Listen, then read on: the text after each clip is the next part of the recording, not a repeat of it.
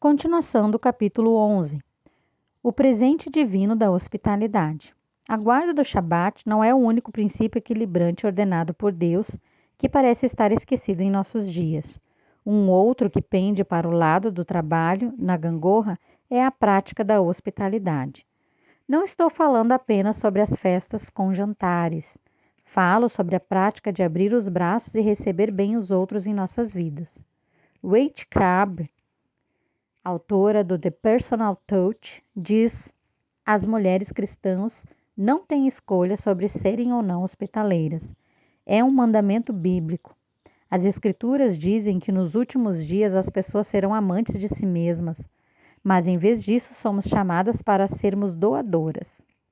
Por muitas vezes na Bíblia somos encorajadas a demonstrar a hospitalidade, estendendo a mão e nos doando aos outros, recebendo-os bem em nossa casa. Temos o exemplo de Abraão, que hospedou 3 visitas santas sem saber quem eram. Jesus nos exortou a escolher aqueles que não podem nos recompensar. Lucas 14, do 12 ao 14. Paulo registra a hospitalidade como um requisito para se trabalhar na igreja, 1 Timóteo 3:2, e nos estimula a seguir a hospitalidade, Romanos 12:13. Pedro acrescenta a recomendação de fazê-lo sem murmurações, 1 Pedro 4:9. Ai, essa última acertou bem em mim, mas é o versículo de Romanos 12 que me conforta, pois a hospitalidade definitivamente não é a área para a qual me sinta vocacionada ou habilitada. A exortação de Paulo para praticar a hospitalidade me dá a esperança de que um dia eu possa me aperfeiçoar. Pelo menos devo me esforçar. Pratique, Joana, pratique. Geneticamente, eu deveria ser predisposta para a hospitalidade. Meu pai costumava trazer pessoas estranhas para casa. Ao invés de se opor, minha mãe sempre os recebia muito bem com seu coração amoroso e algo para comerem. De fato, por um bom tempo, nos referíamos à casa dos meus pais de modo zombeteiro como o lar Gustafsson, para garotos e garotas rebeldes. Eles faziam a hospitalidade parecer fácil. Mas ela não é, pelo menos nem sempre. É algo com que luto. Em parte porque não sou uma dona de casa muito talentosa, mas principalmente porque sou muito ocupada. É um desafio abrir um espaço em minha vida para trazer pessoas para casa. Ai, como é fácil sermos apanhados por nossas vidas ocupadas, de modo a esquecermos a razão pela qual Jesus veio e o propósito para o qual fomos chamados. Praticando a hospitalidade. Se você é como eu, a hospitalidade não surge naturalmente. Aqui vão algumas dicas do livro clássico de Karen Mine, Open Heart, Open Home, que me ajudaram muito, embora tenha descoberto algumas delas sozinha. 1. Não fique limpando a casa diante do hóspede. Em vez disso, tente desobstruir sua agenda e organizar-se conforme as circunstâncias. Então, você estará sempre pronta para hóspedes inesperados. 2. Concentre-se em receber bem e não em seu desempenho. O propósito da hospitalidade é o de abrir os braços para os outros e não o de impressioná-los. É melhor manter as coisas simples e acolhedoras do que exagerar. 3. Faça o máximo possível com antecedência. Prepare-se para a hospitalidade, inclusive cozinhando com antecedência. Karen diz que o trabalho árduo significa que não estou usando bem o meu tempo. Não estou planejando ou me preparando com antecedência. Estou trabalhando demais e não estou dependendo do Senhor, mas apenas de mim mesma. 4. Inclua pequenos toques de beleza. Algumas velas e um vaso de margaridas colhidas do jardim pode fazer do queijo quente uma delícia requintada. 5. Use toda a ajuda que surgir em seu caminho. Quando alguém se oferece para ajudar, diga sim. Muitas mãos diminuem o trabalho e dividir as tarefas pode ser uma boa oportunidade para o companheirismo. 6. Mantenha um registro. Karen possui uma pasta com receitas fáceis e dicas criativas de entretenimento. Outras mulheres fazem anotações sobre os hóspedes e sobre o que foi servido. Vi que essas anotações organizam meus pensamentos dispersos e me ajudam a concentrar minha energia mais eficazmente, sendo hospitaleiros um para os outros, sem murmurações. 1 Pedro 4,9. Quando morávamos nas dependências da igreja, visitantes inesperados apareciam diversas vezes por semana, vindos da estrada de ferro vizinha, procurando alimento ou abrigo. Eu estava ocupada, eles estavam sujos e até com mau cheiro. Tenho vergonha de admitir, mas houve momentos em que eu dizia para mim mesma: vão embora, estamos tentando administrar numa igreja aqui. Mas então, invariavelmente, eles diziam algo como: os caras do posto da gasolina me disseram para vir aqui. Disseram que essa igreja ajudava qualquer pessoa. Ai, e novamente ai. Como cristãos, fomos chamados para a hospitalidade, a verdadeira hospitalidade. Nossas vidas deveriam ser um refúgio para os feridos e não um clube de campo para pessoas satisfeitas. Tiago pergunta: que aproveita se alguém disser que tem fé e não tiver as obras? Tiago 2,14. E se o irmão ou a irmã estiverem nus e sem um mantimento cotidiano, pondera o irmão de Jesus, e algum de vós lhes disser: ide em paz, aquietai-vos e fartai-vos, e lhes não derdes as coisas necessárias para o corpo, que proveito virá daí?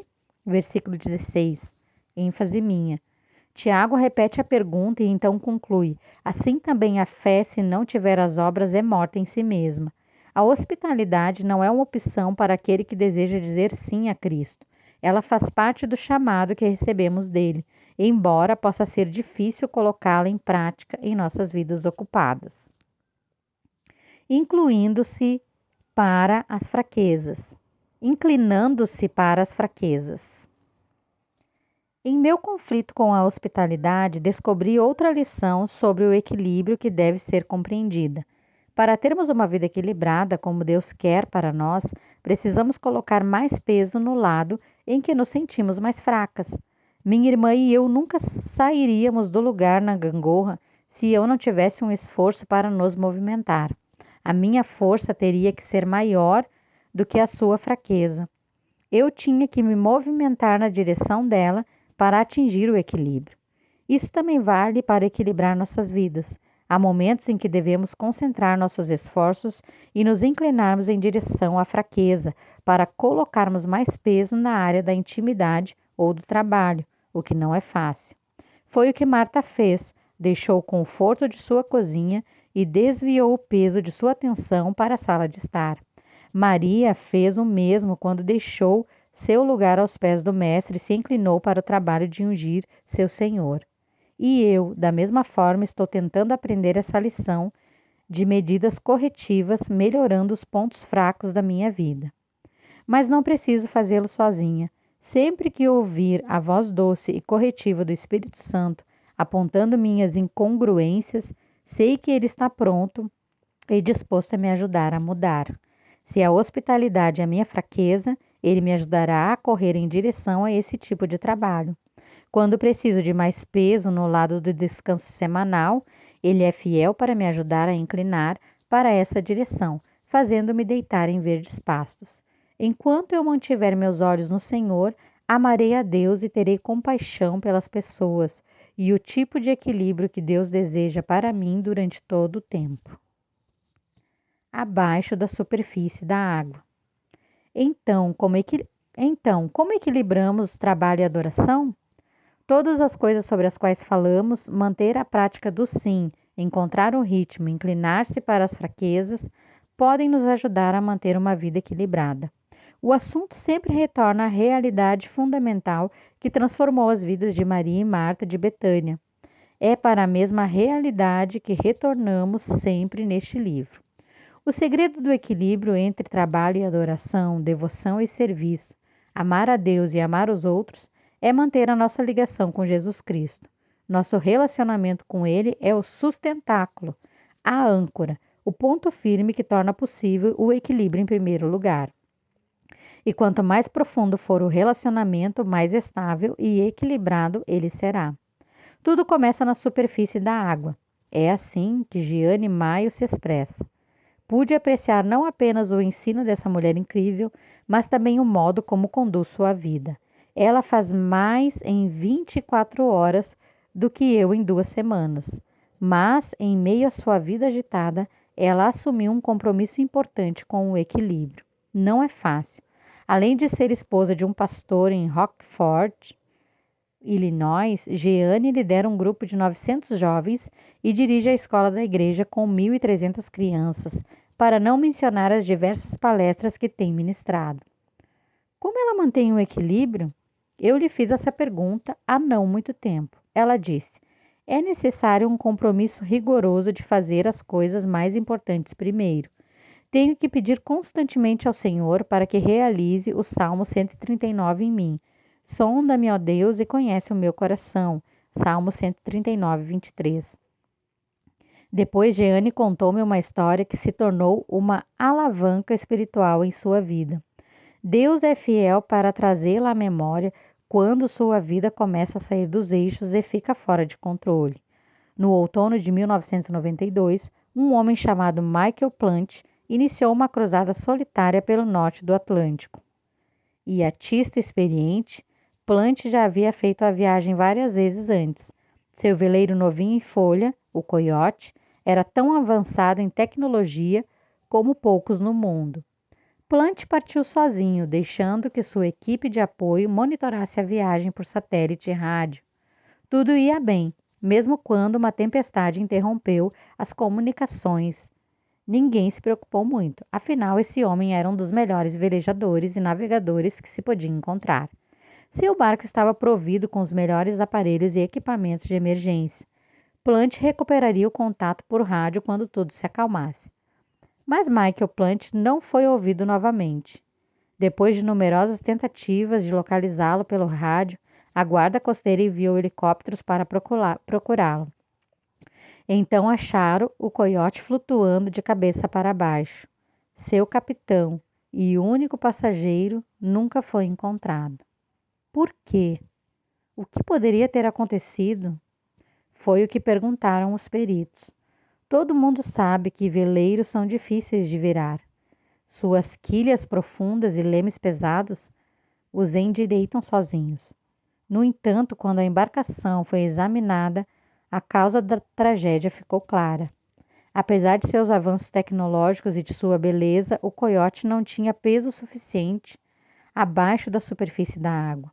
Não havia lastro pesado bastante para sustentar a engenhoca monumental de cima. Então ele virou bruscamente quando perdeu a capacidade de se equilibrar na água. Jeane concluiu: nossas vidas vão sossobrar da mesma forma se o que estiver por baixo da superfície da água espiritual não for mais pesado do que o que estiver por cima. Não importa quão boa seja a nossa aparência na superfície, não importa quão equilibradas possamos parecer, é o que está por baixo que realmente conta. Se quisermos ter uma vida equilibrada, devemos nos concentrar nos sustentáculos da vida. Jesus agiu assim. Estava em comunhão constante com o Pai. Devemos fazer o mesmo se esperamos navegar com sucesso pela vida. E nós podemos, porque a cruz comprou o mesmo privilégio desfrutado por Cristo, um relacionamento íntimo e pessoal com Deus. Quando passamos um tempo na sala de estar, andando e conversando com Ele, preenchermos o casco de nossos navios com as riquezas de Deus. E dessa abundância virão a firmeza em meio à tempestade e um excedente que poderemos compartilhar com os outros. Estaremos amando a Deus e ao nosso próximo, passando um tempo na oração ao Pai Nosso e agindo como o bom samaritano, guardando o Shabat, praticando a hospitalidade. Estaremos vivendo no ritmo, mas com uma âncora sólida e profunda. O trabalho se tornará honroso, a adoração será um prazer. Estaremos fazendo como Chuck e com alegria.